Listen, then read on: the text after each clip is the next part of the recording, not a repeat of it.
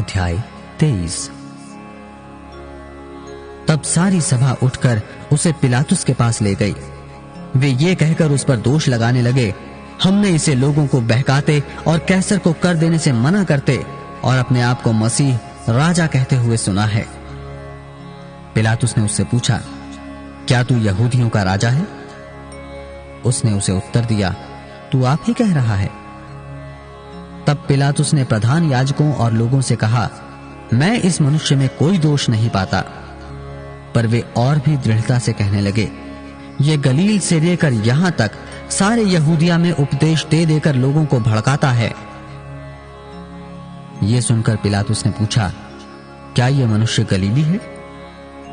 और ये जानकर कि वो हेरोदेस की रियासत का है, उसे हेरोदेस के पास भेज दिया, क्योंकि उन दिनों में वो भी यरूशलेम में था। हेरोदेस यीशु को देखकर बहुत ही प्रसन्न हुआ, क्योंकि वो बहुत दिनों से उसको देखना चाहता था, इसलिए कि उसके विषय में सुना था और उससे कुछ चिन्ह देखने की आशा रखता था। वो उससे बहुत सी बातें पूछता रहा, पर उसने उसको कुछ भी उत्तर ना दिया। प्रधान याजक और शास्त्री खड़े हुए तन मन से उस पर दोष लगाते रहे। तब हेरोदेस ने अपने सिपाहियों के साथ उसका अपमान करके ठट्ठों में उड़ाया और भड़कीला वस्त्र पहनाकर उसे पिलातुस के पास लौटा दिया। उसी दिन पिलातुस और हेरोदेस मित्र हो गए। इसके पहले वे एक दूसरे के बैरी थे। पिलातुस ने प्रधान याजकों और सरदारों और लोगों को बुलाकर उनसे कहा, तुम इस मनुष्य को लोगों का बहकाने वाला ठहराकर मेरे पास लाए हो, और देखो मैंने तुम्हारे सामने उसकी जांच की, पर जिन बातों का तुम उस पर दोष लगाते हो, उन बातों के विषय में मैंने उसमें कुछ भी दोष नहीं पाया है, ना हेरोदेस ने, क्योंकि उसने उसे हमारे पास लौटा दिया है। और देखो, उससे ऐसा कुछ नहीं हुआ कि वह मृत्यु के दंड के योग्य ठहराया जाए, इसलिए मैं उसे पिटवा कर छोड़ देता हूं। पिलातुस पर्व के समय उनके लिए एक बंदी को छोड़ने पर विवश था। तब सब मिलकर चिल्ला उठे, इसका काम तमाम कर और हमारे लिए बरअब्बा को छोड़ दे। वो किसी बलवे के कारण जो नगर में हुआ था और हत्या के कारण बंदी गृह में डाला गया था। पर पिलातुस ने यीशु को छोड़ने की इच्छा से लोगों को फिर समझाया, परंतु उन्होंने चिल्लाकर कहा, उसे क्रूस पर चढ़ा, क्रूस पर। उसने तीसरी बार उनसे कहा, क्यों? उसने कौन सी बुराई की है? मैंने उसमें मृत्यु के दंड के योग्य कोई बात नहीं पाई, इसलिए मैं उसे पिटवा कर छोड़ देता हूं। परंतु वे चिल्ला चिल्ला कर पीछे पड़ गए कि वो क्रूस पर चढ़ाया जाए, और उनका चिल्लाना प्रबल हुआ। अतः पिलातुस ने आज्ञा दी कि उनकी विनती के अनुसार किया जाए। उसने उस मनुष्य को जो बलवे और हत्या के कारण बंदी गृह में डाला गया था और जिसे वे मांगते थे, छोड़ दिया, और यीशु को उनकी इच्छा के अनुसार सौंप दिया। जब वे उसे लिए जा रहे थे, तो उन्होंने शमौन नामक एक कुरेनी को, जो गांव से आ रहा था, पकड़कर उस पर क्रूस लाद दिया कि उसे यीशु के पीछे पीछे ले चले। लोगों की बड़ी भीड़ उसके पीछे हो ली, और उसमें बहुत सी स्त्रियां भी थीं जो उसके लिए छाती पीटती और विलाप करती थीं। यीशु ने उनकी ओर मुड़कर कहा, हे यरूशलेम की पुत्रियों, मेरे लिए मत रो, परंतु अपने और अपने बालकों के लिए रो, क्योंकि देखो वे दिन आते हैं जिनमें लोग कहेंगे, धन्य हैं वे जो बांझ हैं, और वे गर्भ जो ना जने, और वे स्तन जिन्होंने दूध ना पिलाया। उस समय वे पहाड़ों से कहने लगेंगे कि हम पर गिरो, और टीलों से कि हमें ढांप लो, क्योंकि जब वे हरे पेड़ के साथ ऐसा करते हैं, तो सूखे के साथ क्या कुछ ना किया जाएगा। वे अन्य दो मनुष्यों को भी, जो कुकर्मी थे, उसके साथ घात करने को ले चले। जब वे उस जगह जिसे खोपड़ी कहते हैं पहुंचे, तो उन्होंने वहां उसे और उन कुकर्मियों को भी, एक को दाहिनी और दूसरे को बाईं ओर क्रूसों पर चढ़ाया।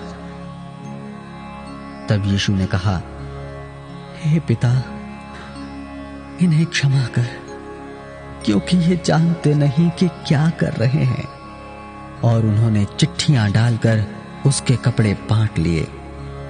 लोग खड़े खड़े देख रहे थे, और सरदार भी ठट्ठा करके कहते थे, इसने दूसरों को बचाया, यदि ये परमेश्वर का मसीह है और उसका चुना हुआ है तो अपने आप को बचा ले। सिपाही भी पास आकर और सिरका देकर उसका ठट्ठा करके कहते थे, यदि तू यहूदियों का राजा है तो अपने आप को बचा। और उसके ऊपर एक दोष पत्र भी लगा था, ये यहूदियों का राजा है। जो कुकर्मी वहां लटकाए गए थे उनमें से एक ने उसकी निंदा करके कहा, क्या तू मसीह नहीं? तो फिर अपने आप को और हमें बचा। इस पर दूसरे ने उसे डांट कर कहा, क्या तू परमेश्वर से भी नहीं डरता? तू भी तो वही दंड पा रहा है और हम तो न्यायानुसार दंड पा रहे हैं, क्योंकि हम अपने कामों का ठीक फल पा रहे हैं, पर इसने कोई अनुचित काम नहीं किया। तब उसने कहा, हे यीशु, जब तू अपने राज्य में आए तो मेरी सुधि लेना।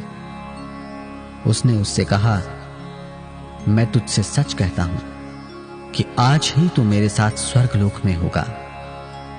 लगभग 2 पहर से तीसरे पहर तक सारे देश में अंधियारा छाया रहा और सूर्य का उजियाला जाता रहा और मंदिर का पर्दा बीच से फट गया। और यीशु ने बड़े शब्द से पुकार कर कहा, हे पिता, मैं अपनी आत्मा तेरे हाथों में सौंपता हूं। और ये कहकर प्राण छोड़ दिए। सूबेदार ने जो कुछ हुआ था देखकर परमेश्वर की बड़ाई की और कहा, निश्चय ये मनुष्य धर्मी था। और भीड़ जो ये देखने को इकट्ठी हुई थी इस घटना को देखकर छाती पीटती हुई लौट गई। पर उसके सब जान पहचान और जो स्त्रियां गलील से उसके साथ आई थीं, दूर खड़ी हुई ये सब देख रही थी। वहां यूसुफ नाम का महासभा का एक सदस्य था जो सज्जन और धर्मी पुरुष था और उनकी योजना और उनके इस काम से प्रसन्न न था। वो यहूदियों के नगर अरिमतिया का रहने वाला और परमेश्वर के राज्य की बाट जोहने वाला था। उसने पिलातुस के पास जाकर यीशु का शव मांगा और उसे उतारकर मलमल की चादर में लपेटा और एक कब्र में रखा जो चट्टान में खुदी हुई थी और उसमें कोई कभी न रखा गया था। वो तैयारी का दिन था और सब्त का दिन आरंभ होने पर था। उन स्त्रियों ने जो उसके साथ गलील से आई थी पीछे पीछे जाकर उस कब्र को देखा और ये भी कि उसका शव किस रीति से रखा गया है। तब उन्होंने लौटकर सुगंधित वस्तुएं और इत्र तैयार किया और सप्त के दिन उन्होंने आज्ञा के अनुसार विश्राम किया। अध्याय 24। परंतु सप्ताह के पहले दिन बड़े भोर को वे उन सुगंधित वस्तुओं को जो उन्होंने तैयार की थी लेकर कब्र पर आई। उन्होंने पत्थर को कब्र पर से लुढ़का हुआ पाया, पर भीतर जाकर प्रभु यीशु का शव न पाया। जब वे इस बात से भौचक्की हो रही थी तो देखो, 2 पुरुष झलकते वस्त्र पहने हुए उनके पास आ खड़े हुए। जब वे डर गईं और धरती की ओर मुंह झुकाए रहीं, तो उन्होंने उनसे कहा, तुम जीवते को मरे हुओं में क्यों ढूंढती हो?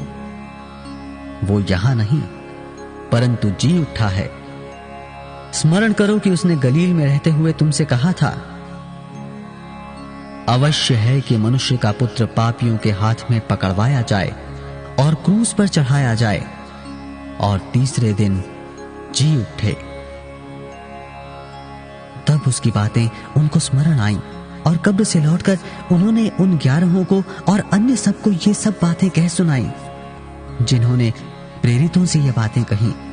वे मरियम मगदलीनी और योअन्ना और याकूब की माता मरियम और उनके साथ की अन्य स्त्रियां भी थी। परंतु उनकी बातें उन्हें कहानी सी जान पड़ी और उन्होंने उनकी प्रतीति न की। तब पतरस उठकर कब्र पर दौड़ा गया और झुककर केवल कपड़े पड़े देखे और जो हुआ था उससे अचंभा करता हुआ अपने घर चला गया। उसी दिन उनमें से 2 जन एम्माउस नामक एक गांव को जा रहे थे जो यरूशलेम से कोई 7 मील की दूरी पर था। वे इन सब बातों पर जो हुई थी आपस में बातचीत करते जा रहे थे। और जब वे आपस में बातचीत और पूछताछ कर रहे थे तो यीशु आप पास आकर उनके साथ हो लिया, परंतु उनकी आंखें ऐसी बंद कर दी गई थी कि उसे पहचान ना सके। उसने उनसे पूछा, ये क्या बातें हैं जो तुम चलते चलते आपस में करते हो? वे उदास से खड़े रह गए। ये सुनकर उनमें से क्लियोपास नामक एक व्यक्ति ने कहा, क्या तू यरूशलेम में अकेला परदेसी है जो नहीं जानता कि इन दिनों में उसमें क्या क्या हुआ है? उसने उनसे पूछा, कौन सी बातें? उन्होंने उससे कहा, यीशु नासरी के विषय में, जो परमेश्वर और सब लोगों के निकट काम और वचन में सामर्थी भविष्यद्वक्ता था, और प्रधान याजकों और हमारे सरदारों ने उसे पकड़वा दिया कि उस पर मृत्यु की आज्ञा दी जाए और उसे क्रूस पर चढ़वाया। परंतु हमें आशा थी कि यही इस्राएल को छुटकारा देगा। इन सब बातों के सिवाय इस घटना को हुए तीसरा दिन है, और हम में से कई स्त्रियों ने भी हमें आश्चर्य में डाल दिया है, जो भोर को कब्र पर गई थी और जब उसका शव न पाया तो ये कहती हुई आई कि हमने स्वर्गदूतों का दर्शन पाया, जिन्होंने कहा कि वो जीवित है। तब हमारे साथियों में से कई एक कब्र पर गए और जैसा स्त्रियों ने कहा था वैसा ही पाया, परंतु उसको ना देखा।